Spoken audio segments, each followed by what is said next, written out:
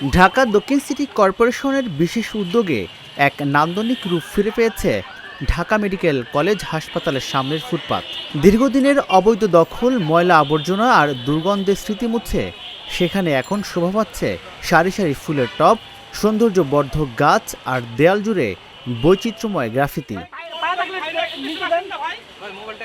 বুধবার দুপুরে ঢাকা দক্ষিণ সিটি কর্পোরেশনের প্রশাসক আব্দুস সালাম ঢামেক সংলগ্ন ফুটপাত দখলমুক্তকরণ ও সৌন্দর্যবর্ধক কাজের আনুষ্ঠানিক উদ্বোধন করেন।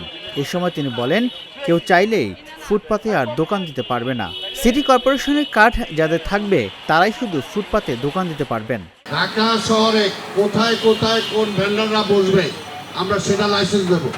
এইখানেও কিছু দোকানপাট আমরা দেবো, কিন্তু সেটা আমাদের থেকে লাইসেন্স নিতে হবে, যাতে পরিষ্কার পরিচ্ছন্নতাটাকে ঠিক থাকে। আমরা সব জায়গায় ভেন্ডারদের দেবো, কিন্তু কয়টা দেবো? 10 জনের জায়গায় যদি আপনি এখন 1000 বসায় দেন তাহলে তো হবে না। যেখানে 10 জন দরকার আমরা 10 জনই দেবো, কিন্তু আমরা চিহ্নিত করে দেবো।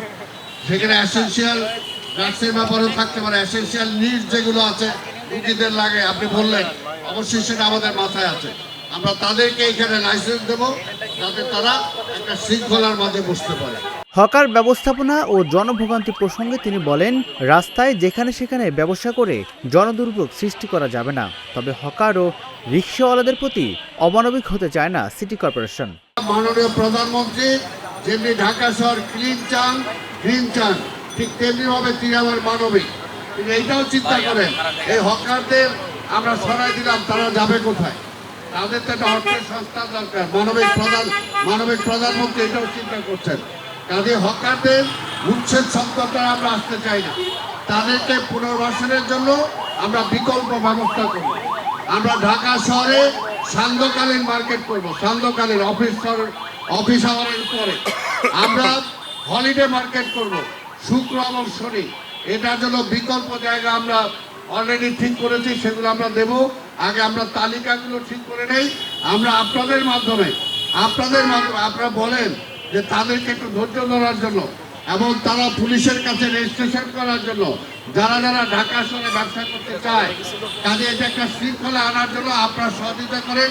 কেউ যাতে এইভাবে না বসে পড়লে পুলিশ উঠিয়ে নিয়ে যাবে, এরপরে মালামাল সহ নিয়ে যাবে। ঢাকা বিশ্ববিদ্যালয়ে মোকাররম ভবন থেকে চানখারপুল পর্যন্ত প্রায় 1350 ফুট এলাকা জুড়ে নান্দনিক গ্রাফিতি অঙ্কন করা হয়েছে। 550টি ফুলের টব এবং 650টি সৌন্দর্যবর্ধক গাছ লাগানো হয়েছে। রাজিবুল ইসলাম, ঢাকা জার্নাল, ঢাকা।